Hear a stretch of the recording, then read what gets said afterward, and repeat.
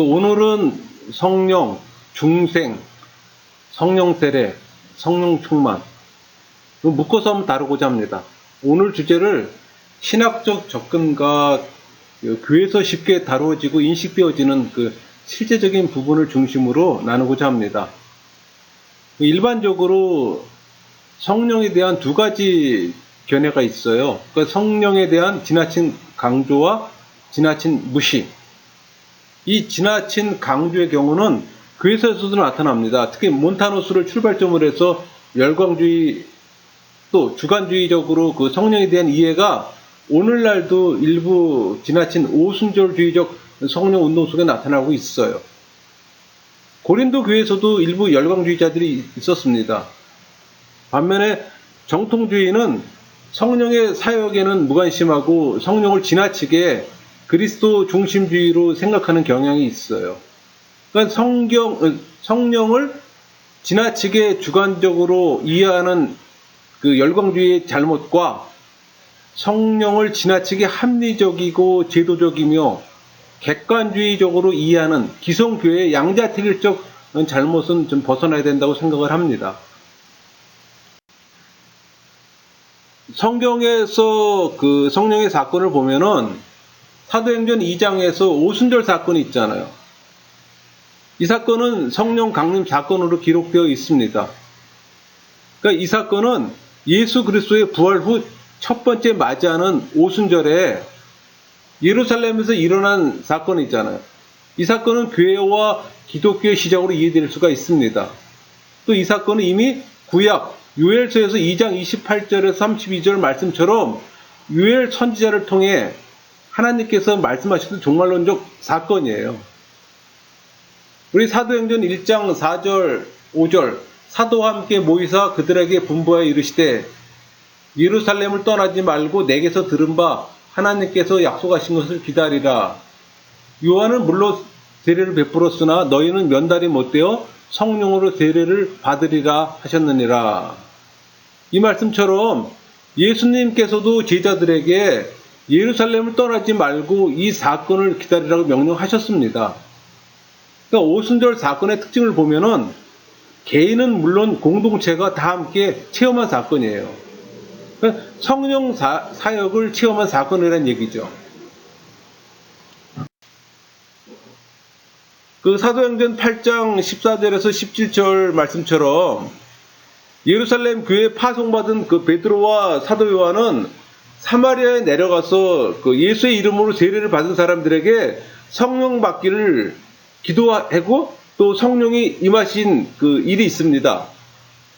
그러니까 사도행전 19장 2절에서 8절 말씀처럼 사도 바울도 에베소에 있는 제자들이 너희가 믿을 때 성령을 받았느냐라는 질문에 아니라 우리는 성령이 있음도 듣지 못하노라 답했잖아요.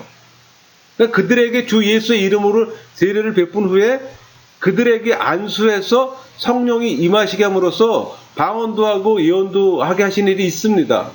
그렇다면은 성령을 받아 중생하는 것과 성령 세례와 성령의 충만함은 어떻게 다른가? 우리가 오늘 살펴볼 게 그겁니다. 오늘의 주제이기도 하죠. 여러분, 성령은 70인역, 셉투아진트라 그랬죠? 70인역에서는 히브리어 단어 르하우입니다. 헬라어로는 푸뉴마. 이 푸뉴마는 신약에서 277회나 사용됐던 거예요. 이 푸뉴마는 바람, 생명의 물결, 능력, 영적 능력, 종말론의 은사, 그런 뜻으로도 사용이 됐습니다. 그러니까 이 푸뉴마는 인간 속에 있는 생명의 원리지만은 지혜와 동일한 푸뉴마는 인간이 태어날부터 주어진 건 아니에요. 그러니까 우주적 기능을 가진 푸뉴마는 세상 속에 있는 신적 활동으로서 어느 정도 위격화가 된 겁니다.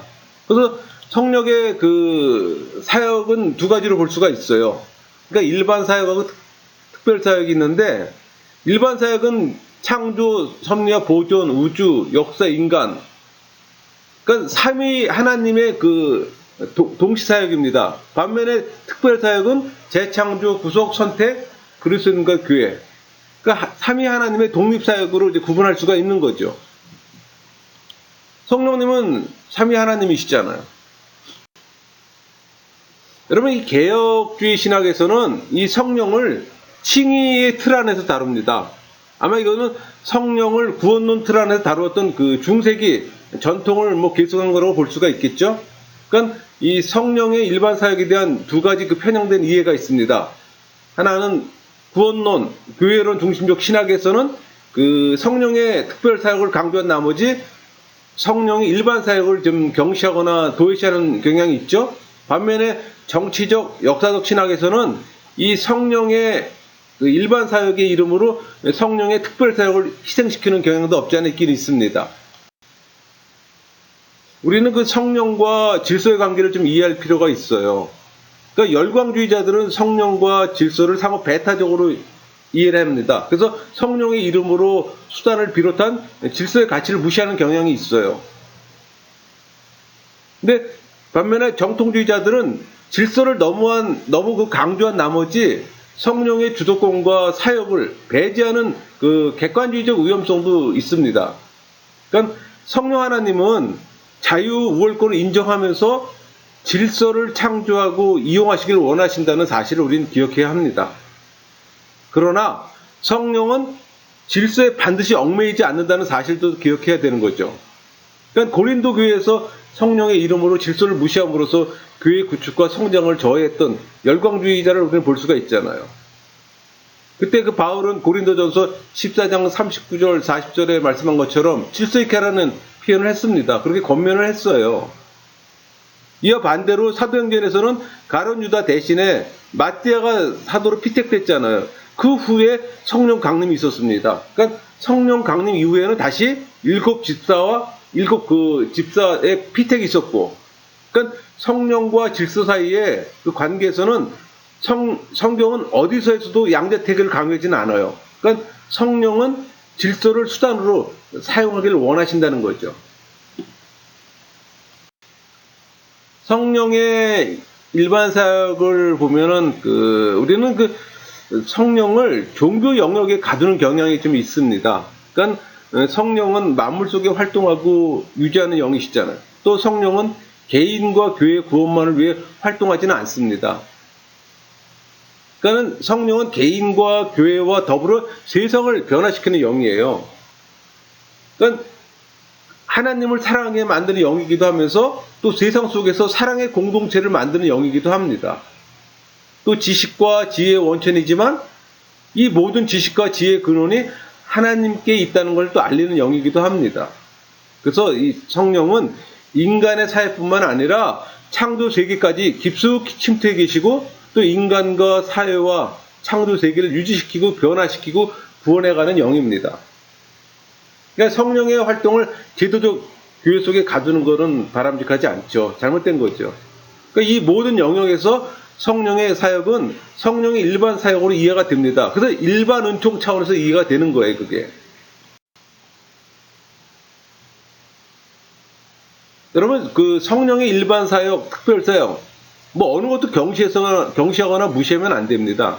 그러니까 종교개혁자들은 이 두 사역을 각각의 고유한 영역에서 충분히 강조했어요.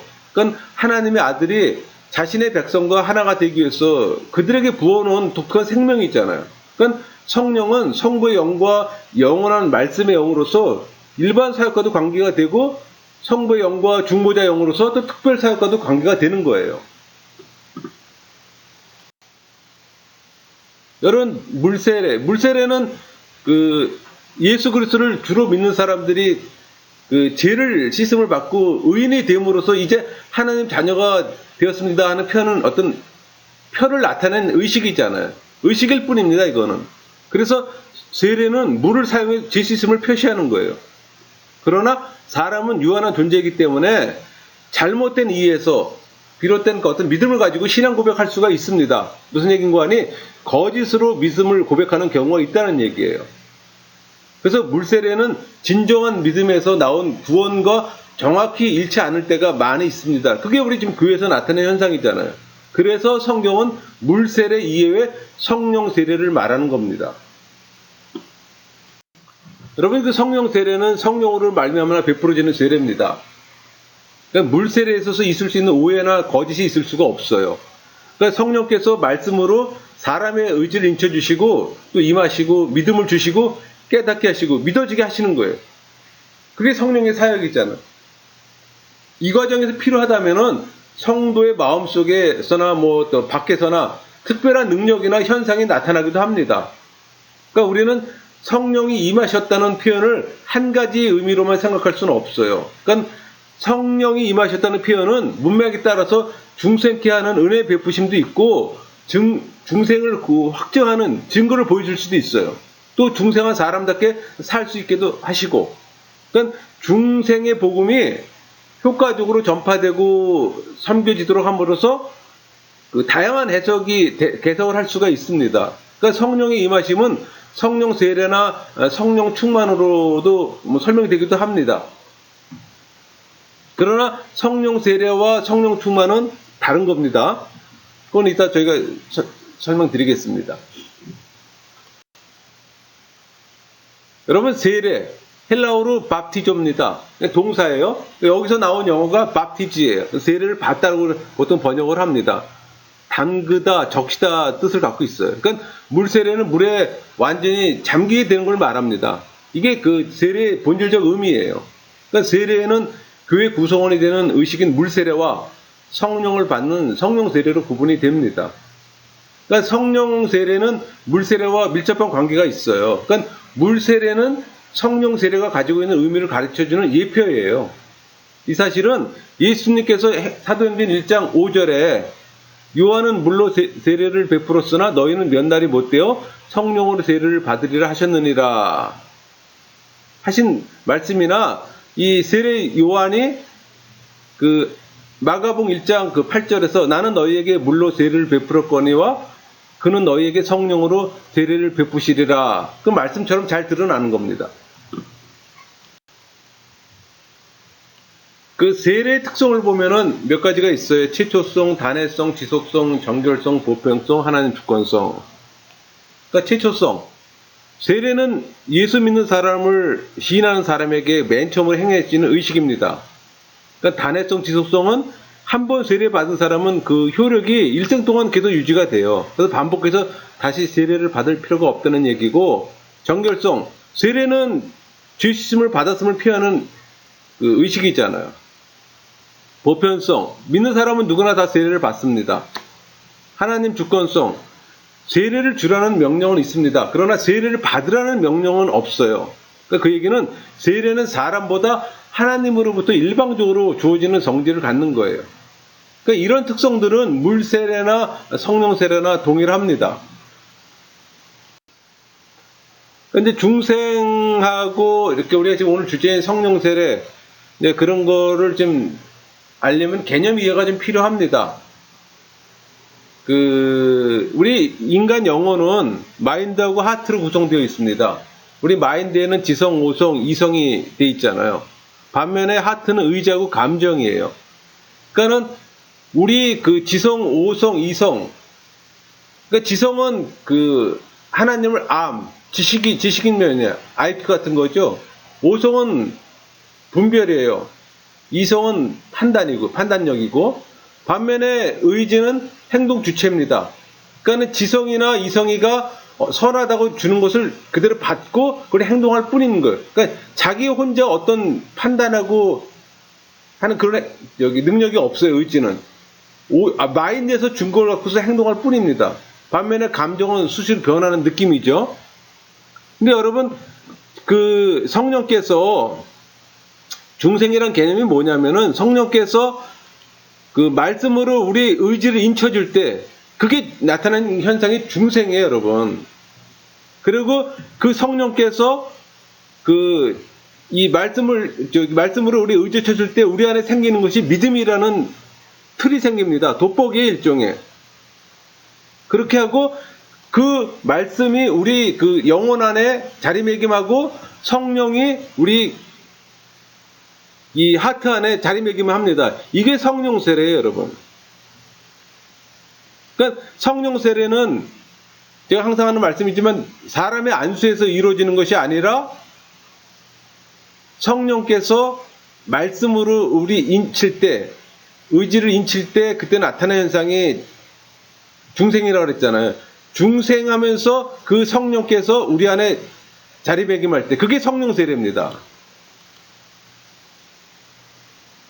그러니까 이 부분이 여러분들이 명확한 이해가 되어야 되는 거예요. 그러니까 성령 세례는 우리의 어떤 선행이나 우리의 어떤 행위로 이루어지는 것이 아니라 전적인 하나님의 은혜예요. 그 하나님이 우리 안에 내주할 때 일어나는 현상이란 말이에요. 그래서 이 부분이 이해가 되었지만 여러분들이 믿음이니 중생이니 성령 세례, 성령 충만 이런 영적 생활에 대한 그 관련된 그 단어들을 이해할 수가 있는 겁니다.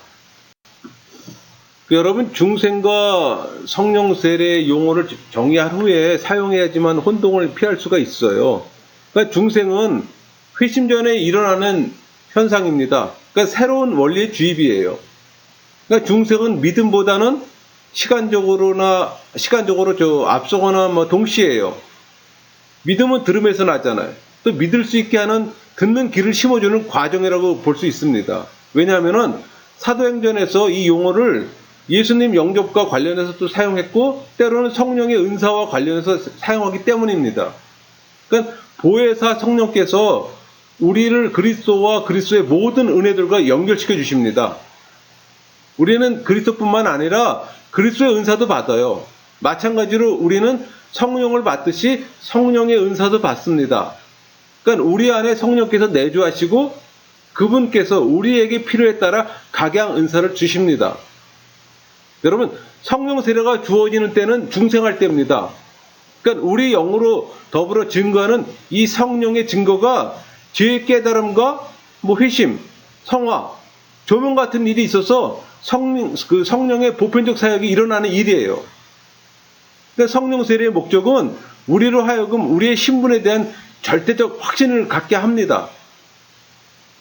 그래서 구원의 확신을 갖는 게 바로 그거예요.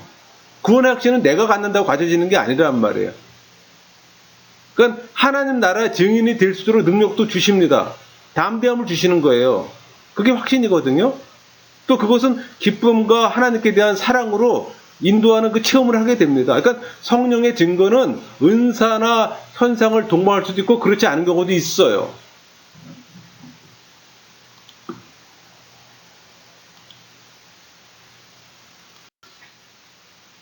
성령 세례는 죄인이 죄를 깨닫고 회심케 하고 거듭나는 거잖아요.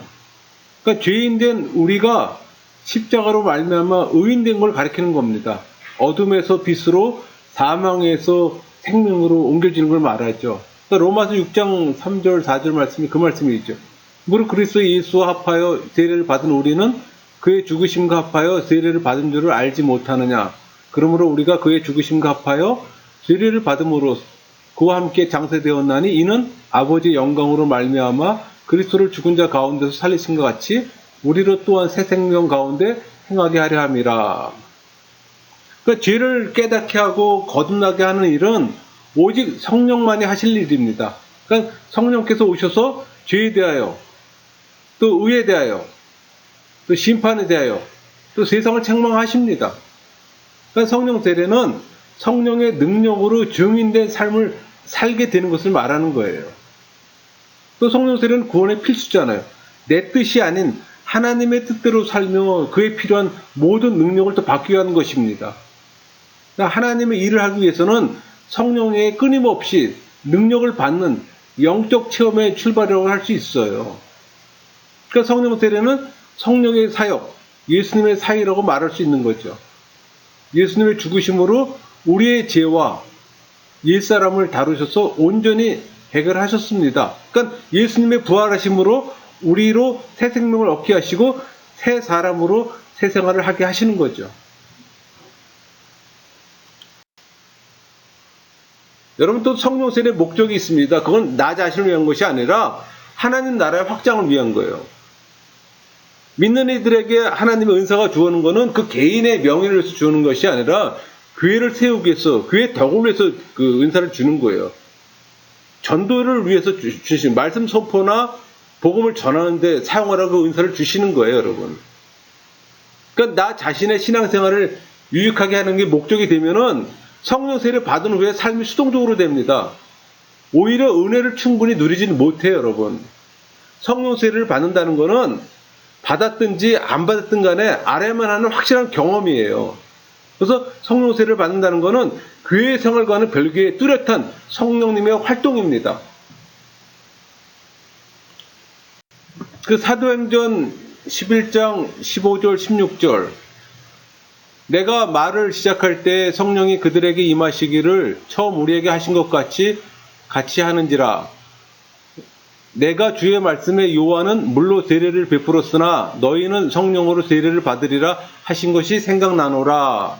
이 말씀처럼 베드로께서는 그 예루살렘에 올라갈 때 고넬료가 믿게 된 사실을 말씀하면서 이것은 자신이나 고넬료에 있어서 성령 세례가 최소성을 가지고 있음을 설명하는 겁니다. 또 사도행전 22장 16절 말씀과 고린도서 6장 11절 말씀 볼까요? 이제는 왜 주저하느냐 일어나 주의 이름을 불러 세례를 받고 너의 죄를 씻으라 하더라. 너희 중에 이와 같은 자들이 있더니 주 예수 그리스도의 이름과 우리 하나님의 성령 안에서 씻음과 거룩함과 의롭다 하심을 받았느니라. 이 두 말씀을 비교해 보면은 우리는 그 성령 세례의 정결성을 우리는 알 수가 있습니다.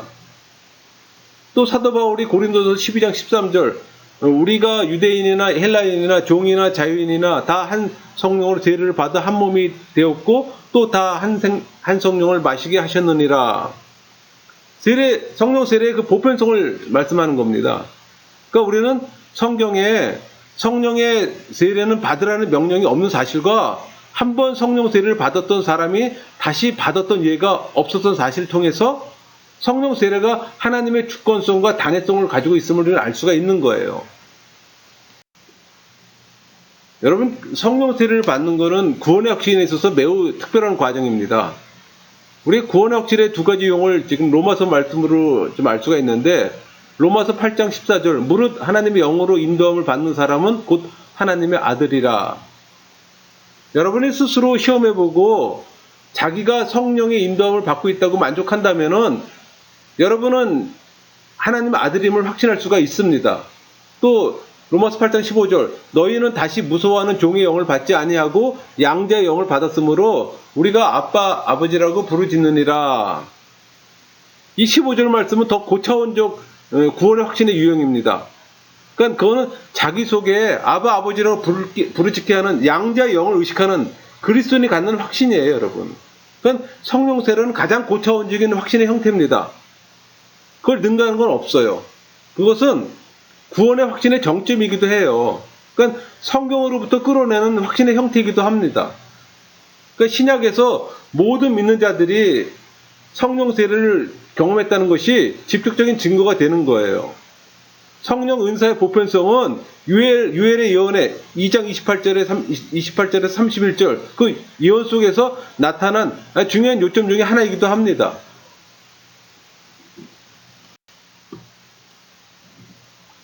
여러분, 오순절은 성령 충만함이 있을 때 일어났던 사건이에요.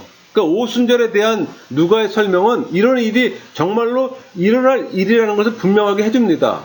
사도행전 2장 4절 그들이 다 성령의 충만함을 받고 성령이 말하게 하심을 따라 다른 언어들로 말하기를 시작하니라. 모든 믿는 자들은 성령으로 세례를 받았습니다.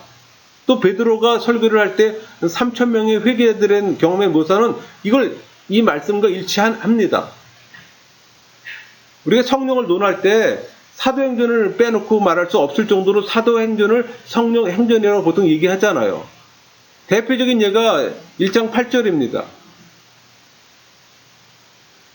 오직 성령이 너희에게 임하시면 너희가 권능을 받고 예루살렘과 온 유대와 사마리아와 땅끝까지 이르러 내 증인이 되리라 하시니라. 성령이 그들에게 임하시는 것에 대해서 예언했습니다. 또 사도행전 2장 4절에 보면은 그들이 다 성령 충만함을 받고 성령이 말하게 하심을 따라 다른 언어들로 말하기를 시작하니라.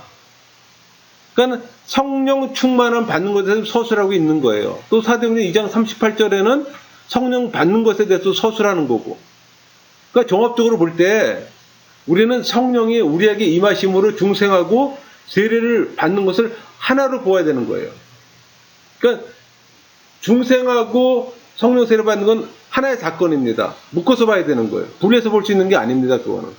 그러니까 성령 세례를 중생과 구별시키는 거는 어떻게 보면 오순절주의의 그 핵심을 이루는 교리이기도 합니다. 그러나 개혁주의에서는 그렇지 않다는 얘기죠. 성령은 그리스도인에게 주어지는 특별한 확신이며 또 누려야 하는 거예요. 여러분, 성령 받는 것이 수동적이지 능동적이 아닙니다. 우리가 요구하며 주장해야 하는 것이 아니에요. 오히려 우리는 그것을 받는 겁니다. 그러니까 중생은 새 생명의 원리예요. 그 요한복음 3장 3절, 3장 5절. 그러니까 예수께서 대답하여 이르시되 진실로 진실로 네게 이르노니 사람이 거듭나지 아니하면 하나님 나라를 볼 수 없느니라. 중생이잖아요. 3장 5절 예수께서 대답하시되 진실로 진실로 네게 이르노니 사람이 물과 성령으로 나지 아니하면 하나님 나라에 들어갈 수 없느니라. 성령 세례예요. 그러니까 중생과 성령 세례는 하나라는 얘기죠. 이 새 생명의 원리를 인간의 영혼 속에 심어주는 거예요. 그러니까 영혼의 주도적 성령을 거룩하게 하시는 하나님의 사역입니다. 그러니까 성령 세례 고린도전서 12장 3절 그러므로 내가 너희에게 알리노니 하나님이 영으로 말하는 자는 누구든지 예수를 저주할 자를 하지 아니하고 또 성령으로 아니하고는 누구든지 예수를 주시라 할 수 없느니라. 그러니까 거듭난 영혼을 주님의 몸된 교회에 연합시켜서 예수님을 성령으로 말미암아 주라고 부르게 하는 그것이 성령의 사역입니다. 그러니까 전통적 개혁교회에서 중생한 자는 성령의 세례를 받았다고 말합니다. 또 성령 충만은 거듭나고 성령 세례를 받은 자가 성령을 마음의 중심에 모시고 또 성령의 인도와 주장을 지속적으로 온전히 받는 거예요, 여러분. 그러니까 성령 세례는 신자들이 성령 충만을 살게 하는 기준점입니다. 그러니까 성령 충만은 성령 세례 받은 자 안에서 성령의 내적 활동의 충만한 상태를 얘기하는 거예요.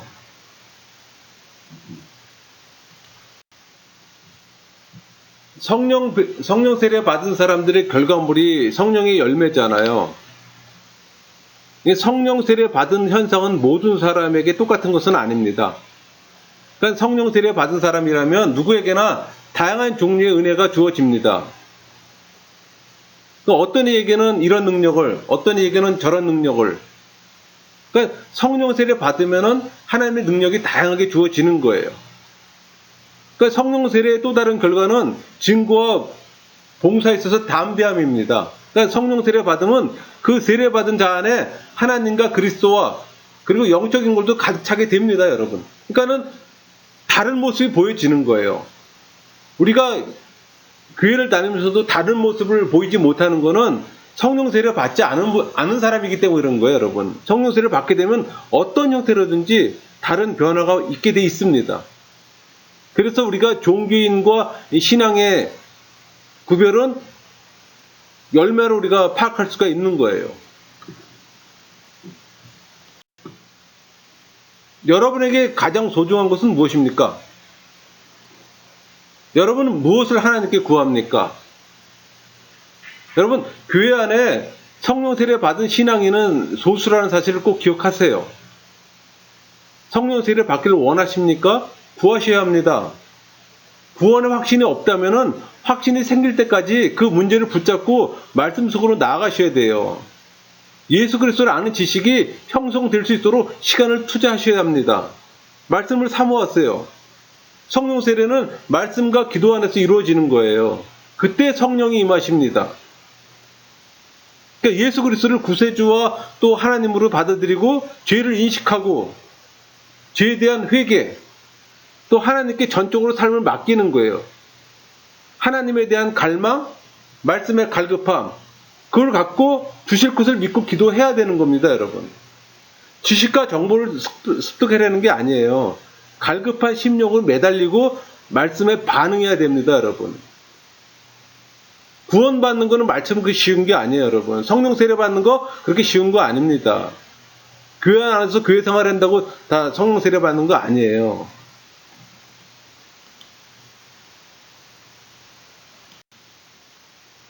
성령 충만의 개념의 이해가 좀 필요합니다. 여러분, 성령 충만은 성령 세례 받은 자만이 가능합니다. 우리 강단에서 성령 충만하라 말씀 많이 선포되잖아요. 그게 종교인에게는 공허한 메아리일 뿐입니다, 여러분. 아무리 선포가 되어도 성령 세례 받지 못하면 공허한 메아리일 뿐이에요, 그거는. 교회 많은 사람들이 성령 충만하지 못하는 이유는 성령 세례 받지 않은 종교인이 많기 때문이에요, 여러분. 내 안에 성령이 내주하셔도 내 의지의 소욕이 강하면은 성령님은 활동하지 못합니다.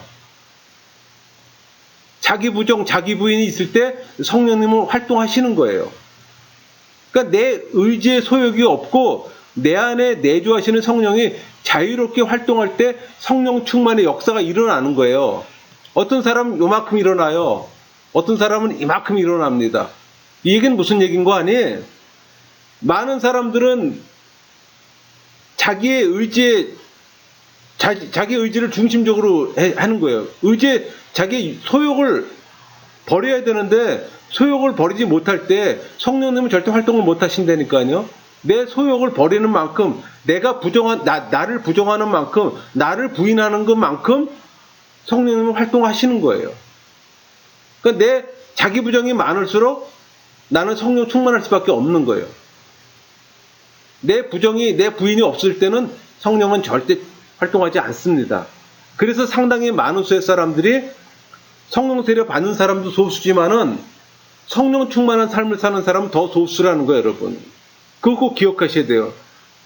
우리가 성령 충만하라 말 얼마나 많이 말 듣습니까? 강단에 선포되는 게 성령 충만하라 얘기잖아요.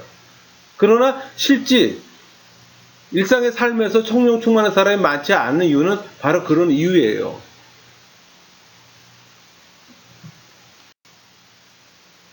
여러분, 그 성령 충만을 지칭하는 단어가 헬라어로 플레로입니다. 플레로.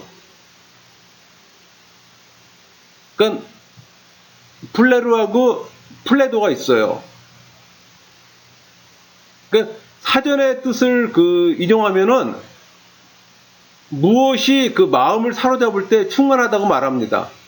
그러니까 일반적인 의미는 가득 차 있다는 얘기예요. 그러니까 성령 충만은 내 안에 계신 성령이 자유롭게 활동하시는 걸 말합니다. 또 성령의 은사가 주어지고요.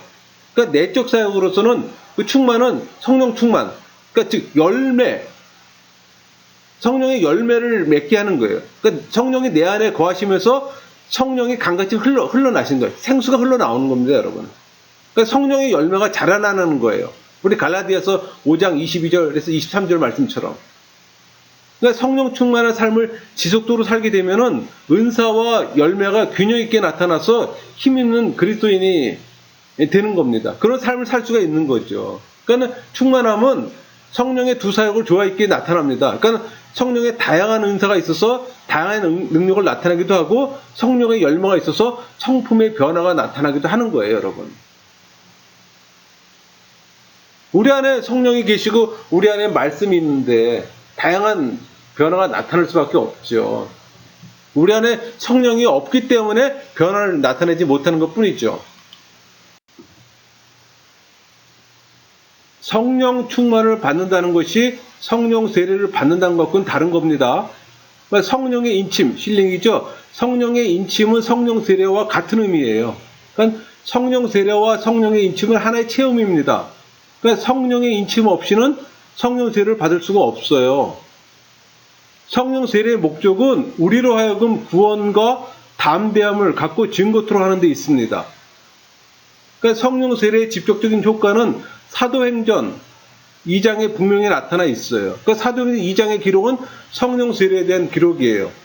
여기서는 성령의 세례가 성령 충만함을 내포하고 있습니다.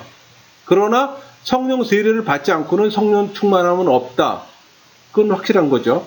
그러니까 성령 충만은 성령 세례 받은 사람이 항상 계속적으로 취해야 할 고정적인 어떤 상황이고 바람이에요, 여러분. 그러니까 성령 충만은 특별한 경우에 주어지는 충만과 생활상의 성령 충만이 두 개로 구별할 수가 있어요. 어떤 특수하고 고유한 사역을 수행하기 위해서 성령 충만을 입은 사람은 특별한 목적을 위해 재충만되는 겁니다. 반면에 스테반처럼 늘 평상시에 성령 충만해 있는 경우도 있습니다. 이미 성령 충만해 있었으나 특수한 환경과 위태한 지경에 처해서 다시 성령의 충만을 받기도 합니다.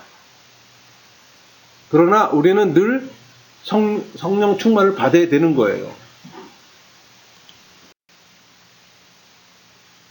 여러분, 성령 충만은 한마디로 주님께서 나의 영혼과 삶을 주관하시고 이끄는 삶을 이야기합니다. 그래서 성령 충만을 위해서는 욕심을 비워야 되는 거예요. 그러니까 주님께 내어드림이 전제가 되지 않으면 결코 받을 수가 없는 거죠. 성령 충만은 회복의 과정입니다. 그러니까 그건 주님의 임재의식에서 시작되는 거예요. 일상의 삶에 바쁜 사람들이 하나님의 임재를 경험할 수 있을까요? 경험할 수 없습니다. 여러분, 세상의 분주함은 영적 게으름을 가져다 줘요. 하나님의 임재의식 전혀 가질 수가 없는 거죠. 근데 우리가 성령 충만을 받기 위해서는 하나님의 임재의식부터 시작이 된다니까요. 그래서 내가 성령으로 충만한 거 아닌가를 의식적으로 알 수가 있어요. 너무 간단해, 그거는. 그러니까 주님의 지속적 임재의식이 내게 있다면은 지속적인 성령 충만이 있다는 것으로 봐도 명확한 증거입니다, 그게. 그러니까 예수 그리스도를 아는 지식을 믿음으로 키워가면서 마음을 다해 순종하는 삶. 그러니까 주님으로 충만한 삶을 믿음으로 얻는 거예요, 여러분. 그 믿음은 도구라 그랬잖아요. 믿음은 자랑할 게 아니라 그랬잖아요. 믿음을 우리가 하나님과의 관계를 갖는 그 도구일 뿐이에요, 믿음은, 여러분.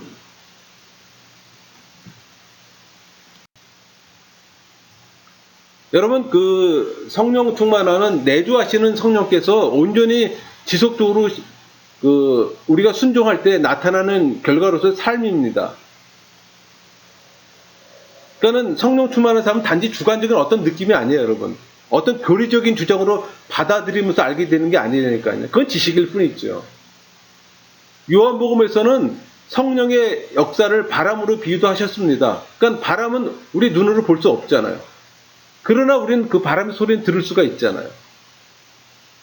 우리는 그것이 어떤 것인지 직접적이 아닌 간접적으로, 주관적이 아닌 객관적으로 알 수가 있어요. 에베소서 5장 18절 말을 좀 인용해 볼까요? 술 취하지 말라. 이는 방탕한 것이니 오직 성령으로 충만함을 받으라.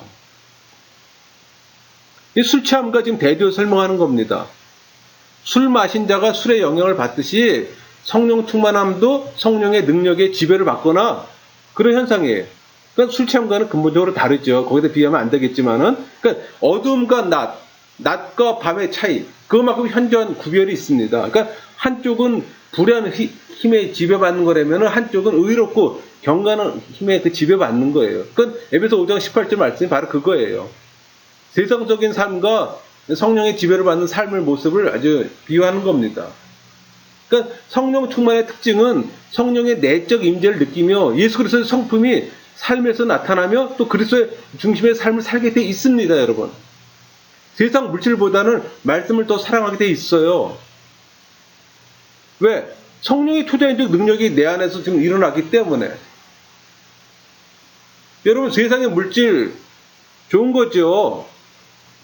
그러나 그것이 전부인 사람하고 하나님이 전부인 사람하고는 차이점이 있잖아요. 두 개를 다 간다? 그건 있을 수 없습니다, 여러분. 성경에서 말씀하는 거는 두 가지를 다 갖는 건 있을 수가 없어요, 여러분. 그러니까 우리는 두 가지를 다 취하며 살겠다는 착각 속에 사는 거죠. 그게 종교인의 삶이에요, 여러분. 그게. 신앙인의 삶하고 종교인의 삶의 차이가 바로 그거예요, 여러분. 두 개를 다 갖는 거하고 하나만을 추구하는 거고. 여러분, 성경에는 많은 사람이 등장하잖아요. 부살렐, 여호수아, 세례 요한, 엘리사벳, 샤가랴, 오순절 다락방에 모였던 제자들, 베드로, 바울, 스데반, 바나바. 다 성령 충만했던 사람들의 등장입니다. 그러니까 부살렐의 경우는 성령께서 그에게 회막을 만들 수 있는 특별한 재능을 주셨잖아요. 그건 성령의 일반 사역입니다. 그러나 다른 경우들은 모두 영적인 의미예요. 그러니까 성령의 특별 사역과 관계가 된다는 거죠. 성령 충만은 일반적으로 성령의 특별 사역과 관계에서 사용되는 말이라고 생각하면 됩니다. 일반 사역은 특별한 경우, 아까 얘기했던 부살렐 같은 경우, 저런 특별한 재능, 그런 걸 얘기를 하는 거죠. 여러분, 그 성령 세례는 죄 씻음을 인치려고 하는 목적을 가지고 있잖아요. 그러나 성령 충만은 도덕적 개선 있는 생활, 또 효과적인 사역의 감당을 목적으로 하고 있습니다. 그러니까 성령에 충만한 사람이란 어떤 이적적인 현상을 경험하는 생활만을 의미하지는 않아요. 그러니까 성령 충만은 성령에 사로잡혀서 성령께서 원하시는 대로 성령의 지도를 따라가는 그 삶, 생활, 그걸 얘기를 하는 거예요. 늘 날마다 죄를 멀리하고 그리스도의 장성한 분량에 이르도록 거룩하게 사는 것이 핵심적인 의미입니다, 여러분. 그러니까 성령 세례를 받은 사람도 도덕적인 면에서는 많은 결점이 있어요, 여러분. 그러니까 성령 세례 받은 사람도 성령 충만을 받아서 더욱 거룩해져야 할 필요가 있는 거예요. 그러니까 성령 충만한 사람에게는 이적적인 현상들이 나타날 수도 있습니다. 그러나 그 이적적인 현상은 성령 충만의 본질적 요소가 아니에요. 부수적인 요소에 불과한 겁니다. 그러니까 본질적인 요소는 도덕적인 변화, 죄를 멀리하고 더욱 거룩해져가는 성화의 삶이에요, 여러분. 그러니까 스데반과 바나바가 그 성령 충만의 경우를 잘 설명해 주잖아요. 그들의 삶이. 근데 우리는 성령 충만한다고 해서 어떤 특별한 이적적인 현상을 자꾸 바라는 건데 그건 부수적인 효과라니까요. 중요한 건 내 삶의 변화, 죄를 멀리하는 거룩한 성화의 삶. 그게 진짜 성령 충만한 사람의 삶의 모습인 거죠. 여러분, 성령 충만은 특별한 사역이나 봉사를 효과적으로 감당하는 목적도 있습니다. 그러니까 사도행전 4장 8절 말씀처럼 이에 베드로가 성령이 충만하여 이르되 백성의 관리들과 장로들아. 그러니까 베드로는 성령 충만했기 때문에 적개심과 그 성경 지식으로 가득 찬 관원, 장로, 서기관들 앞에서 정상적인 상태에서 기대하기 어려울 정도로 용기와 담대함, 또 성경 지식으로 담대하게 복음을 진리를 말할 수가 있었던 거예요. 또 사도행전 13장 9절 바울이라고 하는 사울이 성령이 충만하여 그를 주목하고, 사도 바울은 성령이 충만했기 때문에 지혜가 뛰어난 총독 서교 그 바울 앞에서 예언도 하고 그를 믿게 만들었습니다. 전도했다는 얘기예요. 누가복음 1장 41절 엘리사벳이 마리아가 무난함을 들음에 아이가 복중에서 뛰노는지라. 엘리사벳이 성령의 충만함을 받아. 엘리사벳은 성령에 충만했기 때문에 마리아의 배 안에 있는 예수님을 알아보고 예언할 수가 있었던 거예요. 에베소 5장 8절처럼 술 취하지 말라. 이는 방탕한 것이니 오직 성령으로 충만함을 받으라. 여러분, 성령 충만하면 누구든지 지혜와 용기와 능력 등을 가질 수가 있습니다. 또 주를 섬기는 사역에서 효과적으로 할 수가 있는 거고. 그렇기 때문에 사도 바울이 이 에베소서 5장 18절 말씀처럼 에베소 교회를 향해서 성령으로 충만함을 받으라고 명령했던 거예요. 여러분, 성령 충만은 모든 성도에게 다 필요한 겁니다. 그러나 모든 성도들이 동일한 수준의 충만함에 도달하는 건 아니잖아요. 그러니까 성령의 충만함을 받은 사람의 경우에도 그 충만의 정도가 시간이나 장소에 따라 차이가 날 수가 있습니다. 때로는 성령 충만했던 사람이 충만하면서 멀어진 경우, 또 성령을 근심케 하는 일도 생길 수가 있잖아요. 그러니까는 단회적이고 지속적이며 보편적 성령 세례와는 달리 성령 충만은 반복적이고 일시적이며 개별적인 성질을 가지고 있습니다. 그래서 성령 충만은 여러 면에서 성령 세례와 구별되는 거예요. 많은 사람들이 성령 세례와 성령 충만을 혼동하는 경우 있어요. 그러나 두 개의 히랍적 단어는 신약 성경의 두 가지 뜻을 나타납니다. 분리되어 있어요. 내적 충만은 플레루입니다. 그리고 외적 충만은 플레도예요. 그러니까 외적 충만은 세례를 말하는 거예요. 그러니까 성령의 생명적 사역과 은사적 사역은 이 양면적 그 사역이 합해지는 거예요. 그게 성숙해질 때 온전한 분량을 이루게 되는 겁니다. 그러니까 하나님의 역사는 신성한 생명, 내적 충만이에요. 또 신선한 능력, 외적 충만, 그거로 건축되어 가는 거예요. 하나님 나라는. 이 신선한 생명과 능력이 이 내적 충만과 외적 충만에 의해서 건축되어 가는 게 하나님 나라입니다, 여러분. 여러분, 우리 성령 충만함을 말할 때 에스겔서 47장을 빼놓고 얘기할 수가 없잖아요. 성전을 통해 흐르는 강물로 온 땅을 새롭게 하는 그 모습이 계시록 에스겔 47장에 기록되어 있잖아요. 하나님께서 성령으로 에스겔에게 보여준 성전은 눈에 보이는 성전이 아니라 예수 그리스도 터 위에 성령으로 세워지고 역사하는 눈에 보이지 않는 신령한 성전, 교회를 가리키는 거예요. 오순절 이후에 나타나는 신약의 교회를 통해 생생하게 성취되는 모습을 미리 보여주신 겁니다. 그러니까 성령 충만한 하나님의 교회, 성전의 모습을 계시하는 겁니다. 성령은 성부 성자로부터 나오잖아요.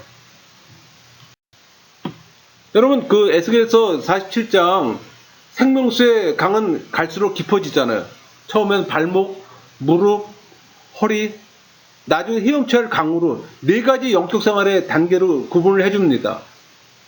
발목, 첫 번째잖아요.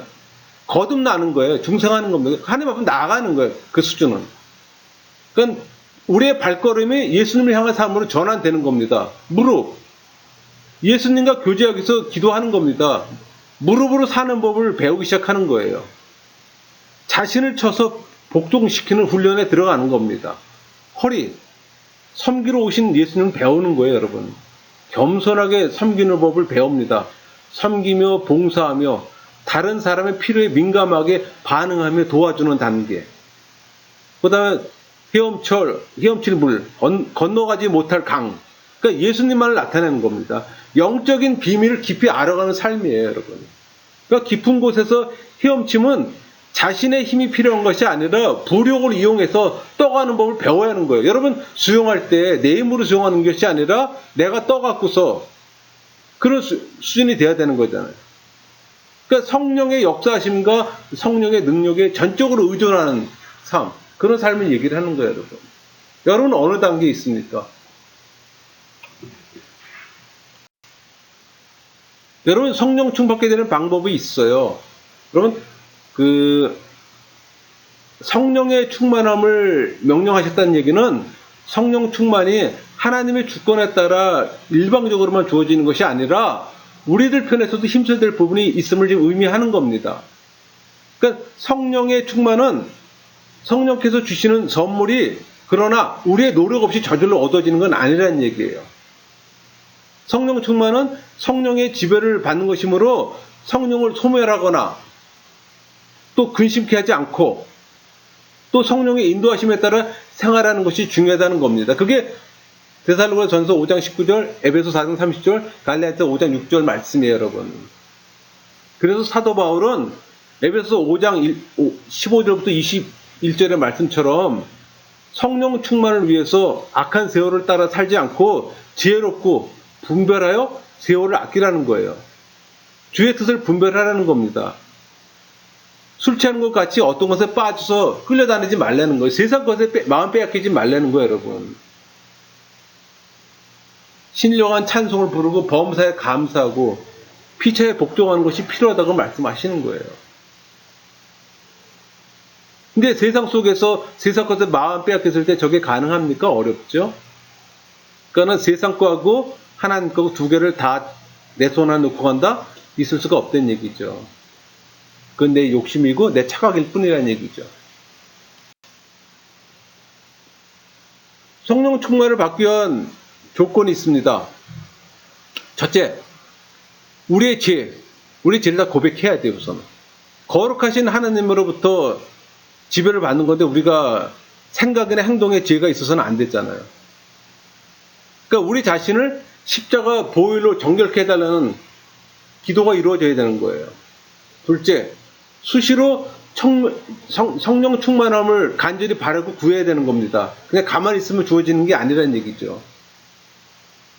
그리고 셋째, 우리의 삶을 하나님께 바쳐야 되는 거예요. 전적 의탁가 해야 된다는 얘기예요. 이런 조건들이 실행되면은 성령 충만함을 믿어야 되는 겁니다. 여러분, 우리의 심령이 성령 충만해지려면 다른 믿음을 가져야 돼요. 아까 제가 믿음은 하나의 도구라고 그랬잖아요. 믿음은 좋다 나쁘다고 표현하는 게 아니에요, 여러분. 바르다 바르지 않다로 표현해야 되는 거예요. 왜? 도구기 때문에. 바른 도구를 갖고 있나? 바르지 못한 도구를 갖고 있나? 그거예요, 여러분. 그러니까 바른 믿음을 가졌다면은 우리 믿음이 걸어갈 단계가 있습니다. 먼저 예수 그리스도 아는 지식을 쌓아가는 거예요. 믿음은 예수 그리스도를 아는 지식이라고 그랬잖아요. 우리의 관심이 예수 그리스도에 집중이 되면은 성령께서 우리 안에서 활동하십니다. 그때 그리스도께서 성령으로 우리를 채워주시는 것을 또 믿어야 되는 거고, 그게 저절로 이루어지는 게 아니라는 얘기죠.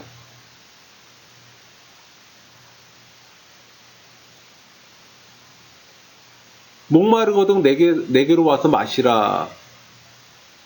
여러분 목마릅니까? 영적 갈급함이 있습니까? 말씀에 대한 갈급함이 있습니까? 그러면 말씀 속에 들어가야죠. 그러나 그 갈급함이 없게 되면은 우리는 말씀을 가까이 하지 않죠. 그게 무슨 모습, 그게 어떤 모습이에요? 종교인의 모습이잖아요. 그 제가 항상 말씀드리는 게 성령 세례 받은 사람은 하나님에 대한 갈망, 말씀에 대한 갈급함이 있습니다. 여러분 삶에 그게 없다면은 성령 세례 다시 한번 점검하셔야 되는 거예요. 성령 세례를 점검하라는 얘기는 구원을 점검하라는 얘기예요, 여러분. 여러분 성령 충만의 결과는 성화의 삶입니다. 거룩해지는 삶. 또 성령의 열매를 맺잖아요. 또 관계의 변화, 하나님과의 관계의 변화, 사람과의 관계의 변화가 일어납니다.